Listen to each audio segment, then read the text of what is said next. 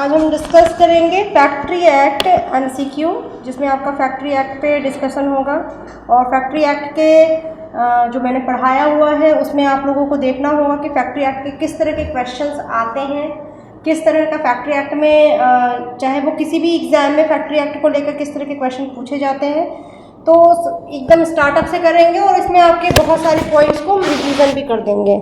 जैसे for example अगर हम बात करते हैं कि पहली बार फैक्ट्री एक्ट कब आया, या फिर फैक्ट्री एक्ट में कौन कौन से टाइम पर किस किस तरह के अमेंडमेंट्स किए गए, तो ये सब छोटे छोटे पॉइंट्स जो होते हैं इन सबको क्लियर करते हुए ये 20 क्वेश्चंस का आपका एक वो है सेटअप है, जिसमें आपको बताया जाएगा कि फैक्ट्री एक्ट में कौन कौन सी चीज़ें होती हैं और इसके अलावा भी आगे भी फर्दर क्वेश्चन डिस्कशन होता रहेगा।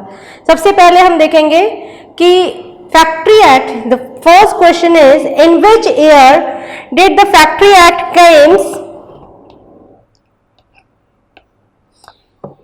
कम इनटू फोर्स। ठीक, in which year did factory act come into force. तो अब सबसे पहले फैक्ट्री एक्ट कब आया, तो यहां पर हम देखेंगे कि लिखा है ऑप्शन में 23 सितंबर 1948, 1 अप्रैल 1949, ओके, 4 अप्रैल 1949 एंड 12 सितंबर 1948। तो यहां पर सबसे पहले हम देखेंगे कि पहली बार फैक्ट्री एक्ट भारत में कब आया था। फर्स्ट फैक्ट्री एक्ट जो आया था भारत में वो आया था आपका, फर्स्ट फैक्ट्री एक्ट जब आया था आपका तो वो कब आया था 1881, 1881 में पहली बार भारत में मेजर मुरे की रिपोर्ट पे, ठीक है, फैक्ट्री कमीशन 1875 में पहली बार बनी थी और उसमें मेजर मुरे का रिपोर्ट आया था जो बॉम्बे फैक्ट्री कमीशंस के कमिश्नर थे और उन्होंने अपनी एक रिपोर्ट दी थी जिसके बेस पर पहली बार भारत में फैक्ट्री एक्ट 1881 आया, जिसमें 100 वर्कर्स से जो है अधिक काम यहाँ पे करेंगे वहाँ पर जो है एक फैक्ट्री एक्ट को अप्लाई किया जाएगा। Different type of the rules and regulations आए थे जिसको मैंने क्लास में पूरा डिस्कस कर दिया है। तो यहाँ पर हम पहले देखेंगे कि पहला फैक्ट्री एक्ट जो है 1881 में आया था। सेकेंड जो आया वो आपका 1891 यानी 1891 में आया। तो 1891 में भी कुछ चेंजेस के साथ आए थे लेकिन वो भी बहुत ज़्यादा सस्टेनेबल नहीं रहा। फिर थर्ड आया आपका 1911, 1911 में आया। 1911 में भी जो चीज़ें आई उसमें भी बहुत सारी चीज़ों में अमेंडमेंट्स करने बाकी रह गए थे जिसको जो है 1922 में किया गया था।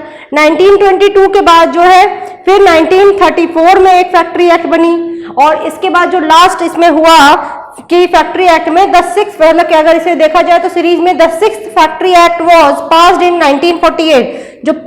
जो आखिरी फैक्ट्री एक्ट के उसमें पास किया गया जिसके ऊपर आज हम बात करते रहते हैं, उसमें अमेंडमेंट चेंजेस कंटिन्यू होते रहे लेकिन उसको क्या कहते हैं 48 कहते हैं। अब यहाँ पे ऑप्शन में दो जगह 48 दिया हुआ है लेकिन क्वेश्चन क्या कह रहा है, in which year did factory act come into force. दो चीजें होती है, फैक्ट्री एक्ट पास होना और फैक्ट्री एक्ट जो है क्या होता है एप्लीकेबल होना, यानी किसी एक्ट का पास होना और किसी एक्ट का फोर्स में आना, ये दोनों चीजें अलग अलग हो सकती हैं।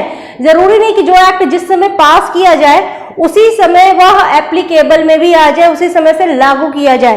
तो अब यहाँ पर देखेंगे कि क्या कहानी इसके पीछे है। सबसे पहले देखेंगे कि उस समय जो है कॉन्स्टिट्यूएंट असेंबली ने, है ना, कॉन्स्टिट्यूएंट असेंबली ने क्या किया कि फैक्ट्री एक्ट का 28 अगस्त 1948 को पास किया। ठीक, अगर कभी पास होता है तो 48 में फैक्ट्री एक्ट पास किया। उसके बाद जो है Bharat the government of India enactment कर रहा है 23 सितंबर 1948, यानी कि गवर्नर्स के यहाँ पे जो एप्लीकेबल किए जा रहे गवर्नमेंट इनैक्टमेंट कर रहा है वो कर रहा है 1948 में। लेकिन यहाँ पर 1948 में पास नहीं, एक्ट लागू नहीं किया गया, यहाँ पर इनैक्टमेंट किया गया है जिसको 1 अप्रैल 1949 से लागू किया गया था। तो इसमें ऑप्शन कौन सा आपका हो जाएगा, ये वाला बी ऑप्शन 1 अप्रैल 1949। देखिए याद रखिएगा कि यदि फैक्ट्री एक्ट पास होने की बात होगी तो 1948 में पास हो गया, ठीक, जिसके बेस में हम कहते हैं फैक्ट्री एक्ट 1948। लेकिन यदि हम बात करते हैं फैक्ट्री एक्ट लागू होने की तो 1949 में इसको जो है लागू किया गया था। ठीक, तो ये आपका क्वेश्चन हुआ। जब अब हम इसको एक बार और रिवाइज कर देते हैं। 80-81 में पहला फैक्ट्री एक्ट आया, बहुत बार क्वेश्चन में आ चुका है कि फर्स्ट फैक्ट्री एक्ट कब आया था, तो 1881 में आया था। ठीक, 1891 यानी 1891 में जो है आपका क्या कहते हैं सेकेंड फैक्ट्री एक्ट आया। फिर उसके बाद 1911 में आया, 1922 में आया, 1934 में आया, और जो लास्ट में सबसे उसमें हुए 1948 में। एक और चीज याद रखिएगा कि सबसे मेजर अमेंडमेंट अगर फैक्ट्री एक्ट में हुआ तो वो कौन सा अमेंडमेंट हुआ था, 1987 का और 1976 का। यानी 1987 का जो भोपाल गैस ट्रेजेडी के बाद जो अमेंडमेंट हुआ उसे major amendment of factory act माना जाता है। तो अब हम दूसरे क्वेश्चन की तरफ बढ़ेंगे कि दूसरा क्वेश्चन क्या है। दूसरा क्वेश्चन आपका है कि how many days in advance does the occupier of a factory premises gives notice of occupancy to the chief inspector. ठीक है, कितने दिनों की नोटिस देनी पड़ेगी, किसको, चीफ इंस्पेक्टर को। कौन देगा, ऑक्युपायर देगा। किस तरह का ऑक्युपायर नोटिस देगा, तो हम यहां पर देखेंगे। सबसे पहले हम चर्चा करेंगे किसकी, सेक्शन 7। ठीक, सेक्शन 7। ठीक है, सेक्शन 7 में नोटिस बाय ऑक्युपायर की बात होती है। सेक्शन 7 में नोटिस बाय ऑक्युपायर की बात होती है। यहाँ पे occupier shall at least 15 days before the beings to occupy, किसी फैक्ट्री को पाने के लिए या किसी फैक्ट्री को ऑक्युपाई करने के लिए या यूज करने के लिए प्रीमाइसेस एक्ट किसी फैक्ट्री का, वह चीफ इंस्पेक्टर को एक रिटन नोटिस भेजेगा। उस नोटिस में क्या क्या चीजें होनी चाहिए, तो मेजर पहला पॉइंट रहेगा name of factory, name of factory and situation, name of factory and situation. ध्यान रखिएगा, name of factory and situation, factory कहां पर है और फैक्ट्री का नाम क्या है। उसके बाद बी पॉइंट रहता है the name and address of factory, the name and address of factory. ठीक, सॉरी ऑफ ऑक्युपायर, ऑफ ऑक्युपायर, ऑक्युपायर का एड्रेस और फैक्ट्री का मतलब कि फैक्ट्री का नेम और सिचुएशन देंगे। उसके बाद हम ऑक्युपायर का नाम और पता देंगे, ऑक्युपायर अपना नाम और पता देगा। उसके बाद 1954 में एक और छोटा सा अमेंडमेंट किया गया जिसमें नेम और एड्रेस ऑफ ओनर प्रीमाइसेस, जो ओनर होगा उसके प्रीमाइसेस बिल्डिंग का, यानी सपोज मान लीजिए कोई फैक्ट्री का रेंट पे ली जा रही है या कोई फैक्ट्री लीज पर ली जा रही है, इस तरह की कोई कंडीशन है, तो ओनर कौन है उसका भी एड्रेस और नेम वगैरह दिया जाएगा।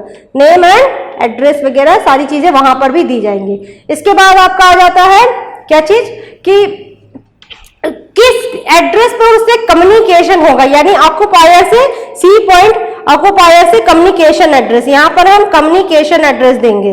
भाई एक होता है स्थायी पता, यानी कि जहां पर हम रहते हैं, जहां हमारा परमानेंट होता है, और एक होता है कम्युनिकेशन एड्रेस, यानी परमानेंट की जगह टेम्पररी एड्रेस। तो हम कम्युनिकेशन, अगर दोनों सेम है तो दोनों सेम डाल देते हैं, कम्युनिकेशन एड्रेस डालेंगे, ऑक्युपायर का कम्युनिकेशन एड्रेस डालेंगे।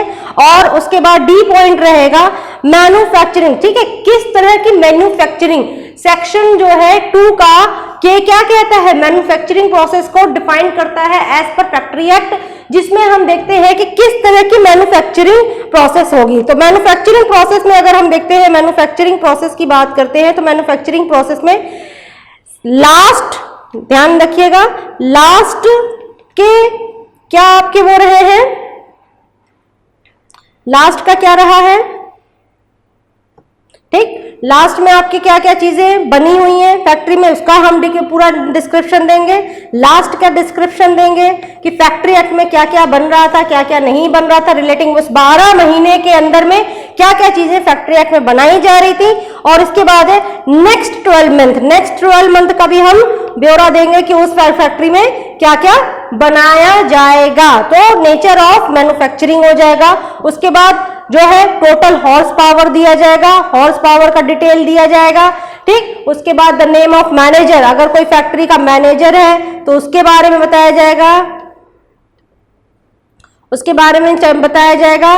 उसके बाद अगर कोई फैक्ट्री के नंबर ऑफ वर्कर्स, जो भी नंबर ऑफ वर्कर्स वहां पर काम करेंगे उसके बारे में इंफॉर्मेशन देंगे।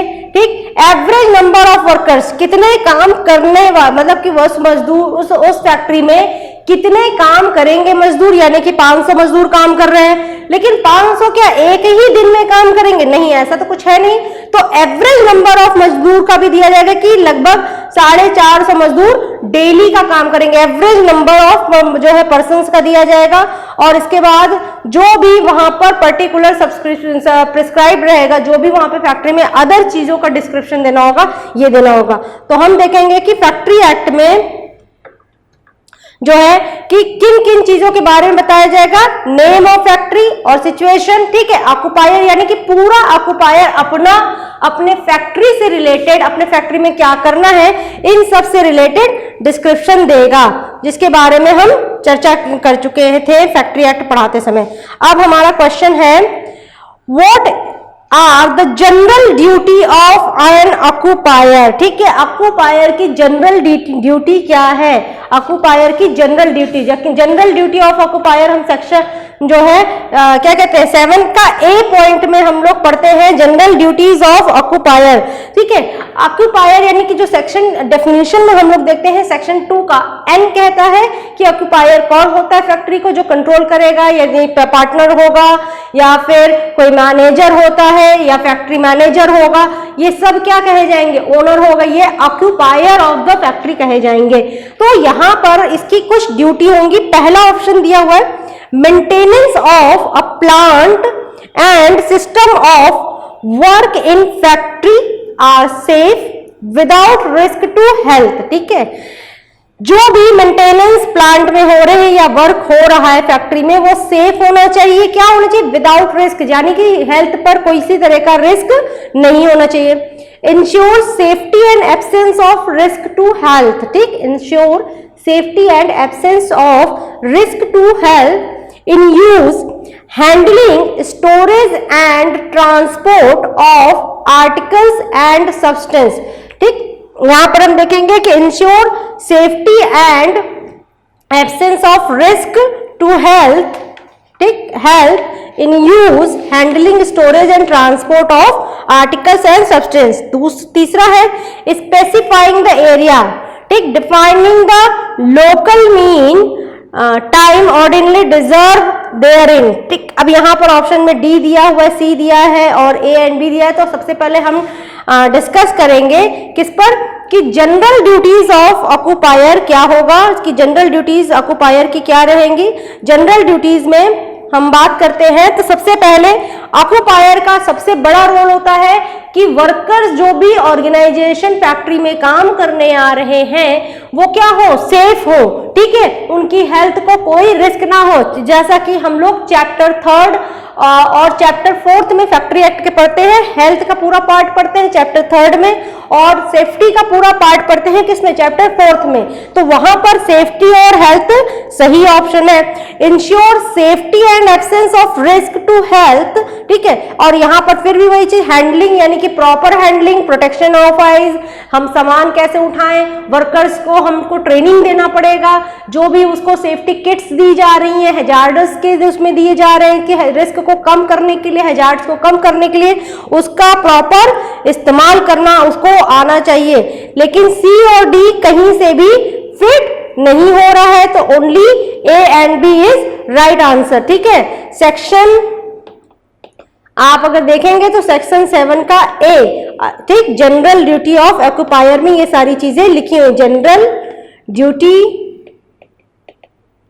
ऑफ ऑक्युपायर। तो उसमें जो है ऑक्युपायर के उसमें पूरे की पूरे फैक्ट्री में यानी रिस्क और हेल्थ की बात सबसे ज्यादा, फैक्ट्री एक्ट में सबसे ज्यादा अगर किसी चीज को फैक्ट्री एक्ट कंसर्न करके बना था तो वो किस चीज को, हेल्थ, वेलफेयर और सेफ्टी, ये 3 चीज को ही कंसर्न करते हुए फैक्ट्री एक्ट को बनाया गया था।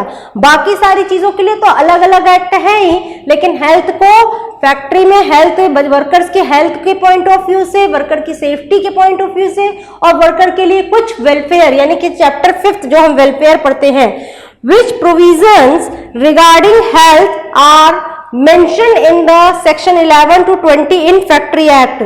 यहां पर आ ही गया वो बात कि फैक्ट्री एक्ट के उसमें कौन कौन से सेक्शन होंगे, ये देखिए सेक्शन होंगे 11 to 20 फैक्ट्री एक्ट। सबसे पहले हम देखेंगे cleaningness, dust and fume, ventilation and temperature, disposal of wastage. तो यहां पर हम सबसे पहले चर्चा करेंगे चैप्टर 3, ठीक। चैप्टर 3 आपका क्या है, हेल्थ है, और हेल्थ में 11 सेक्शन 11 किस चीज को बात करता है, क्लीनलीनेस का बात करता है, ठीक। 12 आपका डिस्पोजल्स है ना, डिस्पोजल्स की बात करता है, डिस्पोजल्स एंड इफ्लुएंट है ना, डिस्पोजल्स और डिस्पोजल वेस्टेज एंड इफ्लुएंट्स की बात करता है। 13 आपका बात करता है किसका, वेंटिलेशन एंड टेम्परेचर की, वेंटिलेशन एंड टेम्परेचर की, जो आपके यहाँ पर दिख रहा है। डिस्पोजल ऑफ वेस्टेज आपका 13 है, ठीक है। और उसके बाद 14 बात करता है डस्ट एंड फ्यूम की, डस्ट एंड फ्यूम की। सेक्शन 14 क्या बात करता है, डस्ट एंड फ्यूम की। अब यहाँ पर क्लीनलीनेस आ गया, डिस्पोजल एंड इफ्लुएंट्स आ गया, वेंटिलेशन आ गया, डस्ट एंड फ्यूम आ गया। तो ये तो आपका ऑल ऑफ द अबव आपका राइट आंसर होगा कि ऑल ऑफ द अबव जो है राइट आंसर है। लेकिन इसके अलावा देख लेते हैं 15 में आता है आर्टिफिशियल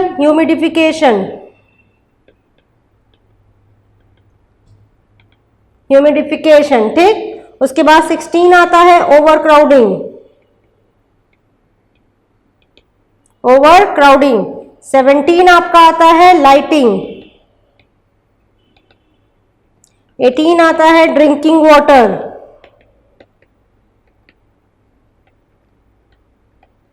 ठीक। 19 आता है आपका लैट्रिन एंड यूरिनल्स। 20 आता है स्पिटन्स, ठीक।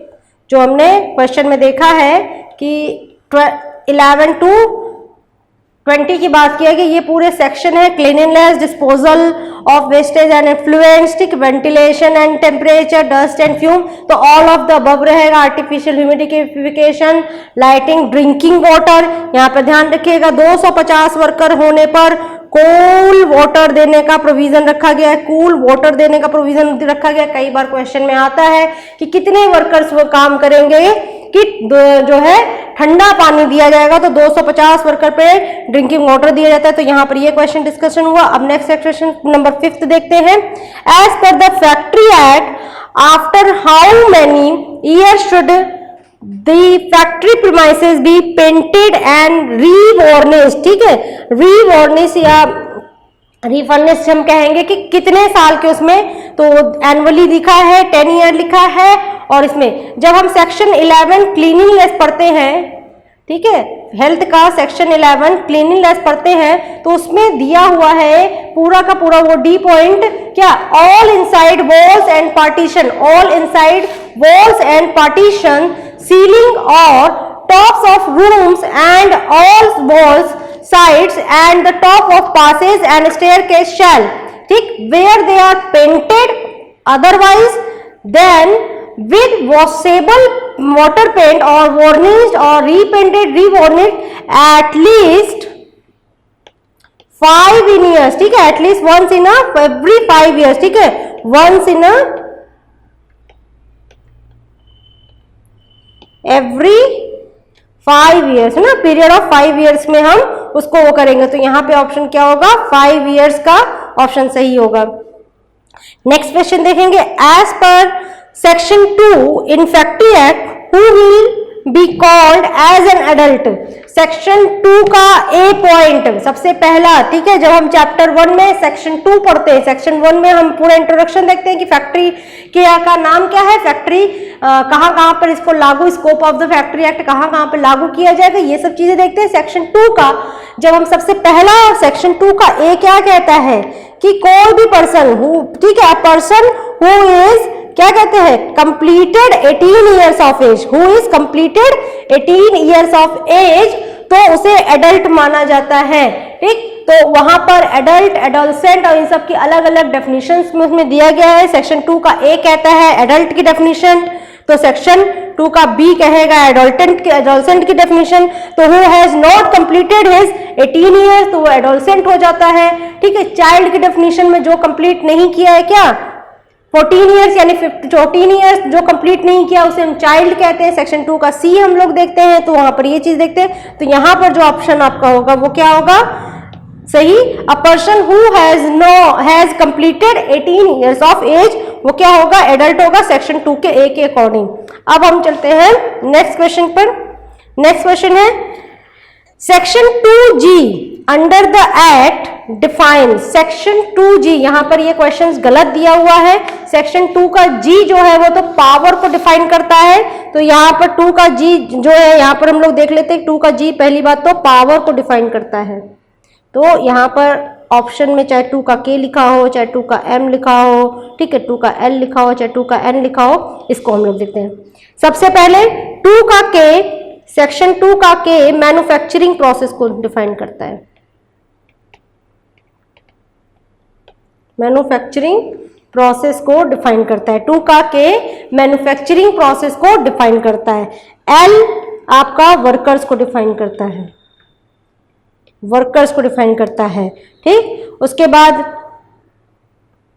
M फैक्ट्री, फैक्ट्री जहां पे 10 या 10 से अधिक workers with the aid of power काम कर रहे हैं उसे फैक्ट्री कहेंगे, या फिर जहां पे 20 या 20 से अधिक worker without the aid of power काम करते हैं उसे फैक्ट्री कहते हैं, जो फैक्ट्री के सेक्शन 2 के M के डेफिनेशन में बताता है। सेक्शन 2 के मैन्युफैक्चरिंग में ऑयलिंग, पेंटिंग, वार्निशिंग, ठीक है, डीमोलसाइजिंग और एसेसरीज, ये सारी जितनी भी वर्क्स हो रहे हैं जिसमें मैन्युफैक्चरिंग हो रहा है, रॉ मटेरियल से कोई चीज बनाई जा रही है, उसको हम मैन्युफैक्चरिंग के उसमें कहेंगे। वर्कर्स की डेफिनेशन, कोई वर्कर जो है डायरेक्ट आए हो, चाहे एजेंसी के थ्रू आए हो, चाहे कॉन्ट्रैक्ट के थ्रू आए हो, उसे वो फैक्ट्री में काम करने, उसको हम वर्कर्स कहते हैं विद द रेम्यूनरेशन और विदाउट द रेम्यूनरेशन की बात वहां पे की गई है। उसके बाद हम कहते हैं ऑक्यूपायर, यहाँ ऑक्यूपेंट्स का मतलब ऑक्यूपायर, सेक्शन 2 का N ऑक्यूपायर का डिफाइन करता है कि कोई जो फैक्ट्री को ऑक्यूपाई कर रहा है। तो यहाँ पे जो 2 का G है, पहली बात तो इसमें ऑप्शन में है ही नहीं है, तो यहाँ पे 2 का G पावर को डिफाइन करता है कि जो है कितना पावर ऑर्गेनाइजेशन में यूज हो रहा है फैक्ट्री के, ठीक। मैच इन द फॉलोइंग्स में हम देखेंगे कि कौन कौन से क्वेश्चन इस तरह से आए हैं। Approval, licensing and registration of factories, approval, licensing and registration of factories कौन सा सेक्शन होगा? Arrangement of drinking water, maintenance of buildings and protection of eyes, ठीक। तो अब यहां पर देखते हैं कि ऑप्शन में कैसे हम ढूंढेंगे। सबसे पहले जो आता हो उसको हम मैच कर सकते हैं। सपोज मान लीजिए मुझे ड्रिंकिंग वाटर आ रहा है, तो मैंने ड्रिंकिंग वाटर का सेक्शन 18 सर्च कर लिया कि हाँ ड्रिंक, तो अब यहां पर देखेंगे सेक्शन 2 का A 2 में दिया हुआ, यानी बाकी 2 नहीं होंगे। बाकी 2 क्या होंगे? नहीं होंगे। अब इन 2 में हमको ढूंढना है कि सेक्शन 2 का A सेक्शन जो है क्या कहते हैं 18 जो है drinking water, arrangement of drinking water की बात करता है। अब यहाँ पर हम देखेंगे अप्रूवल, लाइसेंसिंग एंड रजिस्ट्रेशन, तो जाहिर सी बात है maintenance of buildings, protection of eye और अरेंजमेंट ऑफ ड्रिंकिंग वाटर, ये सब क्या होंगे? फैक्ट्री के अंदर होंगे। तो फैक्ट्री की लाइसेंसिंग एंड रजिस्ट्रेशन एंड क्या कहते हैं अप्रूवल क्या है? पहले सेक्शन में ली जाएगी। तो हम यहाँ पर क्या करेंगे? सेक्शन 6 को अप्रूवल। तो अब हम देखेंगे कि कौन सा राइट आंसर होगा। 1 का C, यानी कि पहला आंसर इसका सही होना चाहिए। और देख भी लेते हैं सेक्शन 6 कहता भी है क्या? Approval, licensing and registration of factories. क्या कहता है? अप्रूवल, लाइसेंसिंग ऑफ फैक्ट्रीज, ठीक। उसके बाद हम देखेंगे अरेंजमेंट ऑफ सेक्शन 18 कहता है कि ड्रिंकिंग वाटर देना, ठीक है। ड्रिंकिंग वाटर हेल्थ, चैप्टर 2 के जो है क्या, ये चैप्टर 1 का पार्ट है आपका, ये चैप्टर 1 का पार्ट है और ये चैप्टर 2 का पार्ट, चैप्टर 3 का पार्ट है ड्रिंकिंग वाटर, ठीक। ड्रिंकिंग वाटर आपका चैप्टर 3 का हेल्थ का पार्ट है, मैंने बता रखा है कि चैप्टर 3 का हेल्थ का पार्ट है। अब यहाँ पर देखेंगे maintenance of building, maintenance of building, तो मेंटेनेंस ऑफ बिल्डिंग अब हमने यहाँ पर 3 का D लिखा है, तो यानी सेक्शन 40A, सेक्शन 40A क्या करता है? मेंटेनेंस ऑफ बिल्डिंग्स की बात करता है।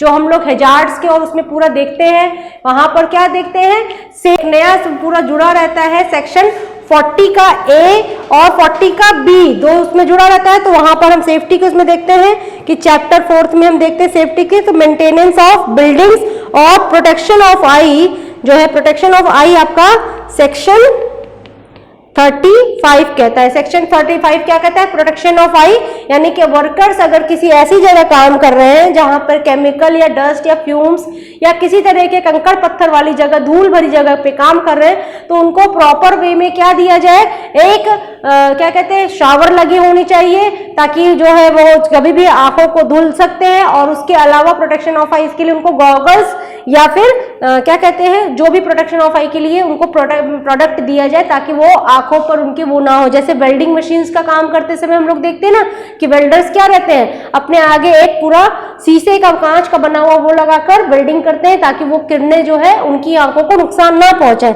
तो यहाँ पर वो सेक्शन 35 के तहत फैक्ट्री में बताया गया है। अब हम देखेंगे, if there are number of employees then employer has to provide a canteen. Provide a canteen, canteen, तो अब यहां पर देखेंगे कैंटीन क्या है। Canteen, creche, shelter and rooms, washing facilities, clothing, ठीक है, स्टोरिंग, ये सारी चीजें क्या है, ये सब वेलफेयर है। तो चैप्टर 5 वेलफेयर को डिफाइन करता है फैक्ट्री एक्ट 1948 में, जिसमें सेक्शन आपका 46 कहता क्या है, कैंटीन की डेफिनेशन के, वहां पर कैंटीन के बारे में बताता है। जिस भी और फैक्ट्री में 250 वर्कर काम करने लगे, ठीक, 250 वर्कर काम करने लगे, वहां पर कैंटीन, एक कैंटीन होना मस्ट है ना, कैंटीन मस्ट प्रोवाइड करना पड़ेगा, ताकि वर्कर्स खाना खा सके आराम से बैठकर। और साथ ही साथ क्या है, कैंटीन में रीजनेबल प्राइस में खाना मिले, जो बाहर के प्राइस से थोड़ा रीजनेबल होना चाहिए, सस्ता होना चाहिए और साफ सुथरा होना चाहिए। तो यहाँ पर कैंटीन का प्रोविजन जो है 250 वर्कर पे रखा गया, तो ऑप्शन ए सही होगा। फिर हम देखते हैं, which of the following, next question पे देख रहे हैं, which of the following diseases is not mention in the section 89 of factories act. Factory act में मैंने पढ़ाते समय ये चीज बताई है कि टोटल चैप्टर कितने हैं, टोटल चैप्टर 11 है और शेड्यूल 3, ठीक, शेड्यूल 3, टोटल चैप्टर 11 है और शेड्यूल 3 है, ठीक है। तो जब ये टोटल चैप्टर 11 और शेड्यूल 3 आपके हैं, तो यहां पर सेक्शन 89 इस चीज को डिफाइन करता है आपका कि वर्कर्स जो भी फैक्ट्री में काम कर रहे हैं वो किन किन डिजीजेस, तो नोटिफाइबल डिजीजेस, ठीक, शेड्यूल 3 में नोटिफाइबल डिजीजेस को दिया गया है, जिसके बारे में सेक्शन 89 में डिफाइन किया जाता है कि वो डिजीज। तो यहाँ पर एंथ्राक्स, एबेस्टॉस, फॉस्फोरस, ये तीनों हैं, बल्कि निमोनिया नहीं है। निमोनिया डिजीजेस उसमें नोटिफाइबल डिजीजेस में नहीं डाला गया है। जो फैक्ट्री में निमोनिया जो है फैक्ट्री में नहीं होता है, ठीक है। एंथ्राक्स, एबेस्टॉस, फॉस्फोरस, इन सब की वजह से फैक्ट्री एक्ट में डिजीजेस हो सकती हैं। निमोनिया कोई फैक्ट्री में नहीं होने वाली बीमारी है, इसलिए इसको बाहर किया गया है। तो ये आपका राइट आंसर क्या होगा, निमोनिया होगा। फिर आते हैं हम नेक्स्ट क्वेश्चन पे, देखते हैं, एज पर सेक्शन 94, ठीक, एज पर section 94 the person who repeats an offence, ये ऑफेंस की बात कर रहा है, he shall be punishable with an imprisonment for a term which may extend up to years and fines which shall not be less than 10,000 but which may extend up to or both। यहाँ fill in the blanks दिया हुआ है। तो सबसे पहले हम देखेंगे कि ये किस चैप्टर से आया हुआ है। तो यहाँ पर हम चर्चा करेंगे चैप्टर 10 की। चैप्टर 10 आपका कहता है क्या, चैप्टर 10 कहता है penalties and procedure, penalties and procedure. अब पेनाल्टीज एंड प्रोसीजर के सेक्शन 94 के पहले पॉइंट में इस चीज को बताया गया है कि यदि कोई भी पर्सन, ठीक है, किसी भी तरह का इस तरह का पनिशमेंट करता है, ऑफेंस को रिपीट करता है, तो वो क्या है कि जैसे सपोज मान लीजिए कि ऑक्यूपायर जो है वहां पे किसी भी ऑफेंस को फिर से दोबारा उसी ऑफेंस को कर रहा है तो उसके लिए पेनाल्टीज है कि अप टू 3 years एंड जो है 2 लाख रुपए, ठीक है, ठीक, 2 लाख रुपए जो है उसको पे करना होगा। किसको पे करना होगा? सरकार को, स्टेट में, ठीक है, गवर्नमेंट जो भी उस पर लगाती है, लेकिन 10,000 से कम नहीं होगा और एक्सटेंड किया जा सकता है 2 लाख रुपए तक अगर उस ऑफेंस को बार बार कर रहे हैं, ठीक। तो यहाँ पर ये क्वेश्चन सॉल्व हुआ। अब हम नेक्स्ट क्वेश्चन देखते हैं। If a company has number of employees then the appointment of a safety officer, ठीक, इफ अ नंबर, ठीक है। तो यहाँ पर हम देखेंगे कि कितने उसमें रहेंगे, तो सेक्शन 40 का बी, पहली बात तो सेक्शन 40 का बी कहता क्या है कि जो है सेफ्टी ऑफिसर होना चाहिए। ऑर्गेनाइजेशन फैक्ट्री में क्या है, एक सेफ्टी ऑफिसर मस्ट है, पर यहाँ पर सेफ्टी ऑफिसर मैंडेटरी तो है, पर कितने वर्कर्स काम करने चाहिए?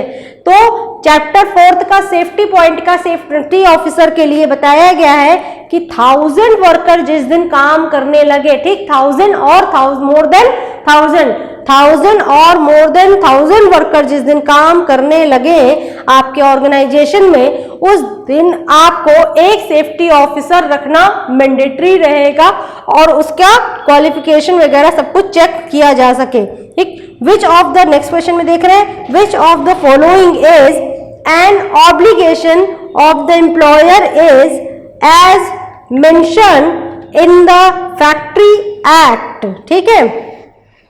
यहां पर हम देखेंगे कि कौन कौन सी चीजें हैं। Provide all benefits and facilities to the workers regarding annual leave, ठीक है, weekly holidays, extra wage, overtime, washing, first aid, canteen, यहाँ पे क्रेच है, creches, rest room and lunch room, ठीक। Applicable to all worker to prevent hazards growth of factory, ठीक है, to ensure adequate safety measure to promote health and welfare of the workers. तो यहाँ पर जो है देखेंगे बी एंड सी डी बिल्कुल नहीं होगा, क्योंकि यहाँ पर एप्लीकेबल टू ऑल वर्कर्स कुछ एक्सप्लेन नहीं कर रहा है कि फैक्ट्रीज में क्या क्या चीजें, ठीक है। सी, जब बी सी डी नहीं होगा तो सी भी नहीं होगा, ऑल ऑफ द अबव नहीं होगा, क्या होगा, ठीक, प्रोवाइड ऑल ऑक्यूपायर, ठीक है। यहाँ पे ऑक्यूपायर एम्प्लॉयर की सबसे बड़ी रिस्पॉन्सिबिलिटी क्या हो रही है, provide all benefits and facilities to the workers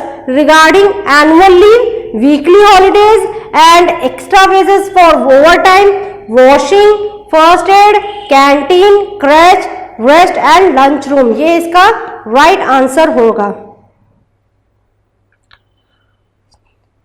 question number 14, fitness certificate granted under sub section 2, fitness certificate, ठीक है, जो एक फिटनेस सर्टिफिकेट दी जाएगी granted under sub section 2, sub section 2 की बात कर रहा है, of the act is valid for how many months.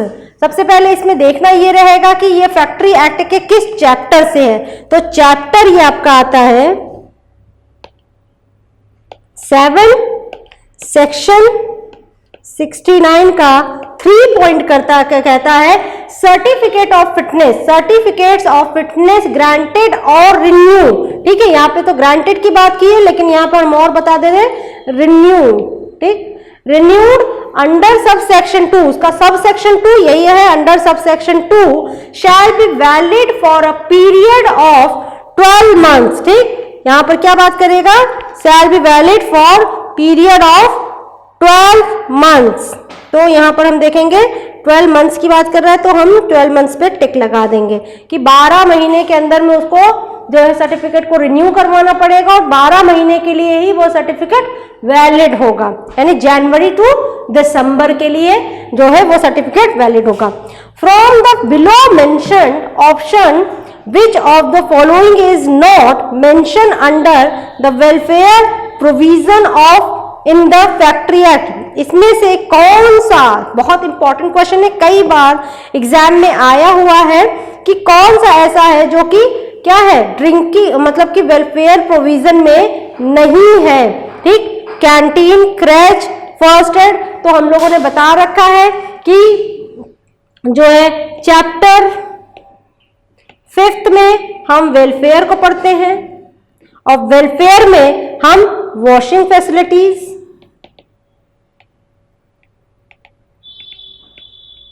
ठीक, storing and drawing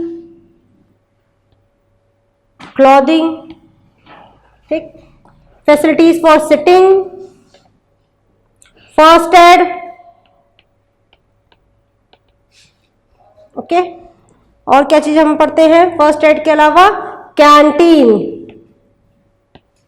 canteen, shelter and lunch room, shelter, lunch room, rest room,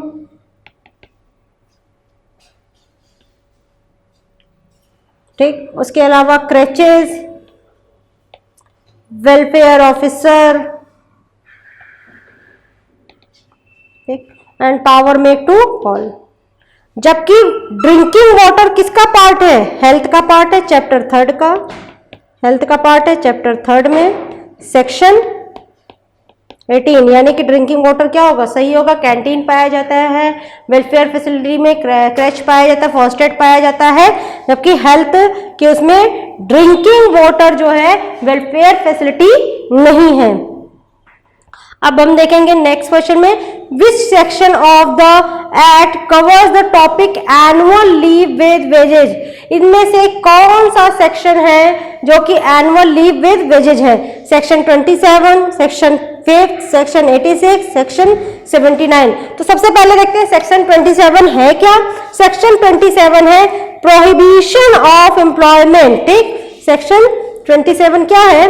chapter 4 का part है, safety का part है, prohibition of employment, employment of women and children near cotton openers, ठीक। Cotton openers के मास जो है women's और children को काम नहीं करने दिया जाएगा।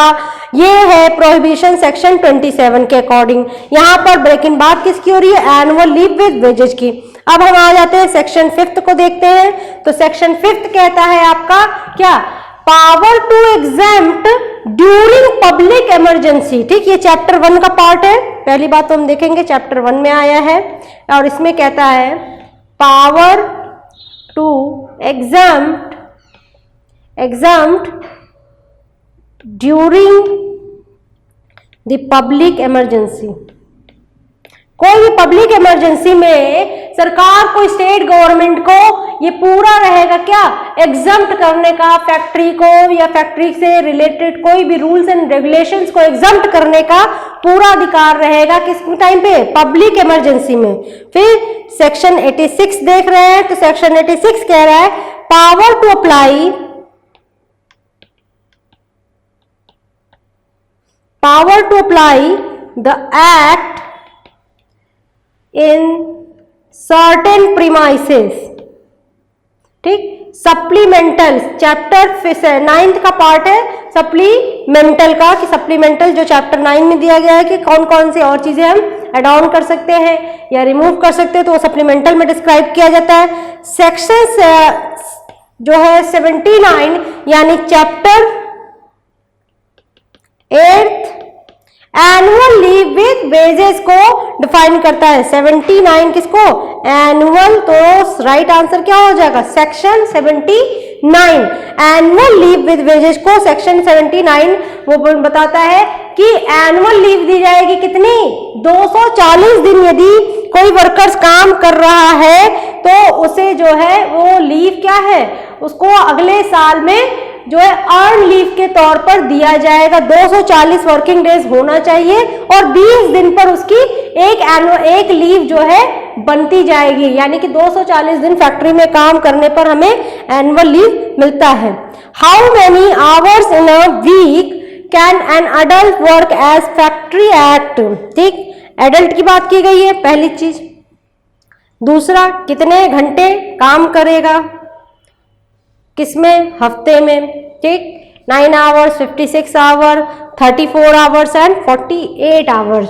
तो हम यहाँ पर देखेंगे चैप्टर जो है आपका 6 का, जहां पर आपका वर्किंग आवर्स ऑफ एडल्ट की बात होती है, जहां पे आपके वर्किंग आवर्स यानी कि वर्किंग आवर्स ऑफ एडल्ट की बात की जा रही है, तो वहां पे सेक्शन आपका 51 वीकली क्या किसको डिफाइन करता है, वीकली आवर्स को। और वीकली आवर्स में बताता है कि 48 आवर्स, ठीक, एक हफ्ते में 48 hours, no adult worker shall be required or allowed to in a factory for more than 48 hours in any week, ठीक, 48 hours in any week। तो यहाँ पे राइट आंसर क्या होगा, 48 आवर्स होगा। यहाँ पे एक और चीज डिफाइन कर देते हैं, 9 आवर्स को भी डिफाइन किया जाए, क्योंकि 56 और 34 कुछ है ही नहीं, तो 9 आवर्स में भी हम लोग देख लेते हैं कि 54 सेक्शन 54 क्या कहता है, डेली आवर्स को, डेली आवर्स को कहता है। और इसमें भी वही चीज है कि no adult workers shall be required to allowed to work in a factory for more than 9 hours, ठीक, 9 आवर्स इन अ डे। लेकिन यहां पर वीक की बात की गई है, तो राइट आंसर क्या होगा आपका, जो रहेगा 48 आवर्स होगा, लेकिन अगर डे की बात करता तो 9 आवर्स हो जाता। नेक्स्ट क्वेश्चन है आपका, स्टेट ट्रू और false for the below given statement. यहां पर है under subsection 2A the state government by notification in the gazette can appoint only one of each chief inspector, joint inspector, inspector deputy. यहां पे बिल्कुल सही बात कह रहे हैं, लेकिन यहां पर एक चीज गलत हो गई, one of each. One of each की जगह, ओनली वन ऑफ ईच की जगह क्या होता है, मैनी होता है, ध्यान रखिएगा। बस सिंपल सा गलत फॉल्स में आ रहा है क्या, राइट आंसर क्या इसका होगा, अंडर सब section 2A the state government by notification in the gazette can appoint only नहीं बल्कि many chief inspector, joint chief inspector, inspector और डिप्टी चीफ इंस्पेक्टर। तो इसका आंसर फॉल्स होगा, क्योंकि ओनली वन ऑफ ईच कहा गया है, तो ये आंसर क्या होगा, फॉल्स हो जाएगा। अब हम देखेंगे next question, if there are 100 workers, यदि 100 workers in a factory, then one seat is allowed to how many workers. तो मैंने बता रखा है कि 25 वर्कर्स जब कहीं भी काम करने लगते हैं तो उनको एक सीट चाहिए होती है ऑर्गेनाइजेशन में, जो है यूरेनल्स और लैट्रिन्स के, उसमें हमने बता रखा है कि 25। यहाँ पे सीट का मतलब क्या है, लैट्रिन और यूरेनल्स सेक्शन 19 जो डिफाइन करता है लैट्रिन एंड यूरेनल्स में, तो वहां पर 25 वर्कर जब काम करने लगते हैं तो 1 सीट चाहिए होता है, मैंडेटरी होता है। फिर नेक्स्ट क्वेश्चन है, section 99 of factory act deal with which of the following action, appeal, penalty for permitting double employment of child, display of notice, penalty and obstructive, penalty for obstructing inspector। तो यहाँ पर हम explanations करेंगे। सबसे पहले हम देख लेते हैं अपील क्या है, अपील किसके अंडर में आता है, अपील में क्या चीजें रहती हैं अपील में। तो चैप्टर 9 के तहत हम अपील कर सकते हैं। सेक्शन ये है आपका 107, ठीक, सेक्शन आपका आता है 107, जिसमें हम अपील कर सकते हैं किसी चीज के उसमें कि हाँ हमारे रिक्वायरमेंट जो है वर्कर्स अपील कर सकता है, और यहाँ पर अपील में जो है वर्कर्स अपील कर सकता है गवर्नमेंट से कि हाँ हमारी रिक्वायरमेंट नहीं फुलफिल की जा रही है, किसी तरह का हमको बेनिफिशियल नहीं मिल रहा है, तो अपील किया जाएगा। Penalty for permitting double employment of a child, तो ये है चैप्टर 10 का पार्ट, यहाँ पे मैंने बता रखा है कि पेनाल्टी एंड प्रोसीजर क्या होगा। तो चैप्टर 10 में सेक्शन 99, यहाँ पर देखिए क्वेश्चन का आंसर यहीं पे मिल जाएगा। सेक्शन 99 कहता है penalty for permitting double employment, ठीक है, ऑफ ए चाइल्ड। अगर किसी भी जो है क्या हो डबल एम्प्लॉयमेंट करवा रहे हैं, उसके माँ बाप डबल एम्प्लॉयमेंट करवा रहे हैं किसको, अपने बच्चे को, तो उसके लिए भी पेनाल्टी है जो सेक्शन 99 में डिफाइन किया गया है, ठीक। डिस्प्ले ऑफ नोटिस, हम डिस्प्ले ऑफ नोटिस सप्लीमेंटल में ही डालते हैं। और फैक्ट्री में बहुत सारे नोटिस डिस्प्ले की जाती है, जैसे कि वहां के rules regulation, dos and don'ts, ठीक, वर्कर्स के वेजेस, मिनिमम वेजेस, ये सारे डिस्प्ले नोटिस में होते हैं। Penalty for obstructing inspector, inspector को उसके काम करने में किसी तरह का हस्तक्षेप किया जाए या फिर उसको जो क्या कहते हैं कोर्ट से मिले हुए ऑर्डर को ना माना जाए, या इंस्पेक्टर जो है जो ऑर्डर इशू कर रहा है उसको ना माने एम्प्लॉयर, तो ये चैप्टर 10 का सेक्शन 95 के तहत उसको जो है पेनाल्टी दी जाती है। उसके लिए अलग अलग प्रोविजंस है। ये आपके आज फैक्ट्री एक्ट के जो है 20 क्वेश्चंस हमने डिस्क्राइब किए, जिसमें सारी चीजें बताएं। फिर से एक रिवीजन कर लेते हैं कि सबसे पहले हम देखेंगे in which year did factory act come into force? 1 April 1949। कौन से साल में पहली बार फैक्ट्री एक्ट लागू किया गया था? 1 अप्रैल 49 में, ठीक। उसके बाद है how many days in advance do the occupier of a factory premises give notice of occupancy to the chief inspector? कितने दिनों के उसमें? तो 15 डेज मैंने यहाँ पे डिस्क्राइब कर दिया था। What are the general duties of an occupier? तो मेंटेनेंस, किसी भी फैक्ट्री की maintenance, plant system work, factory safe without risk health, ठीक। तो इसका आंसर जो था सी था, ओनली ए एंड बी। फिर यहाँ पर हम नेक्स्ट क्वेश्चन में देखते हैं विच प्रोविजन रिगार्डिंग हेल्थ और मेंशन इन सेक्शन 11 to 20। तो 11 to 20 की बात करते हैं कि 11 to 20 में क्या चीजें आ जाती हैं। तो 11 to 20 में क्या आता है? Cleanliness, dust and fume, ventilation and temperature, disposal of wastage, ठीक, artificial humidification, overcrowding, lighting, drinking water, latrine urinals and spittoons. यानी कि इसमें जो चारों दिए गए हैं वो चारों हैं, तो ऑल ऑफ द अबव होगा। As per the factory act after how many years should the factory premises to be painted and revarnish? Cleanliness में बता दिया कि 5 साल में एक बार करवाना अनिवार्य है। एज पर section 2 the in factory act who will be called as an adult? तो यहाँ पे 18 साल कंप्लीट करने पर एडल्ट माना जाएगा, सेक्शन 2 का ए कहता है। फिर सेक्शन 2 का जी, ये गलत क्वेश्चन दिया गया है, तो सेक्शन 2 का जी लेकिन बता दिया जा गया है कि वो पावर को डिफाइन करता है, और के क्या है? मैन्युफैक्चरिंग को डिफाइन करता है। एल जो है वर्कर्स को डिफाइन करता है, एम जो है फैक्ट्री को डिफाइन करता है, ऑक्यूपायर यानी ऑक्यूपेंट्स को एन डिफाइन करता है। मैच इन द फॉलोइंग्स में जो है मैच करा दिया गया कि approval, licensing and registration of factory जो है सेक्शन 6 है, ड्रिंकिंग वाटर सेक्शन 18 है, मेंटेनेंस ऑफ बिल्डिंग आपका सेक्शन 40A है, और प्रोटेक्शन ऑफ आई सेक्शन जो है आपका 35 है। यहाँ पर फिर है क्वेश्चन कितने वर्कर्स हो कि कैंटीन प्रोवाइड किया जाए? तो 250 वर्कर पे एक कैंटीन प्रोवाइड करना मस्ट है। इसके अलावा विच ऑफ द फॉलोइंग्स जो है कौन सा सेक्शन 89 के तहत जो है डिजीज नहीं है? वो है निमोनिया। एज पर सेक्शन 94 कितना मतलब कि कौन सी पेनाल्टी दी जाएगी? तो जो है 3 साल की जो है जेल हो सकती है, और 10,000 रुपए मिनिमम उसको देना ही पड़ेगा, जो कि बढ़ाया जा सकता है कितना? 2 लाख रुपए तक। अगर कंपनी में 1,000 वर्कर, यानी कि अगर 1000 वर्कर काम करेंगे तो एक सेफ्टी ऑफिसर को मैंडेटरी रखना होगा, यानी फैक्ट्री को सेफ्टी ऑफिसर कितने वर्कर्स पे रखना है? 1000 वर्कर पर से 1000 वर्कर्स पर। Which of the following is an obligation? Mention occupier की क्या क्या ऑब्लिगेशन एम्प्लॉयर की होती है? तो provide all benefits regarding creche, weekly holidays, extra wages, overtime, जो कि पूरे फैक्ट्री एक्ट में हम अलग अलग चैप्टर में पढ़ते ही हैं। फिटनेस ऑफ सर्टिफिकेट ग्रांटेड, या फिर मैंने यहाँ पे डिस्क्राइब कर दिया था रिन्यू का भी, तो यहाँ पर क्या चीजें हो गई? फिटनेस ऑफ सर्टिफिकेट में जो है 12 मंथ के लिए ग्रांट होता है, और 12 में आफ्टर 12 मंथ रिन्यू होता है, सेक्शन 69 का 3rd पॉइंट कहता है।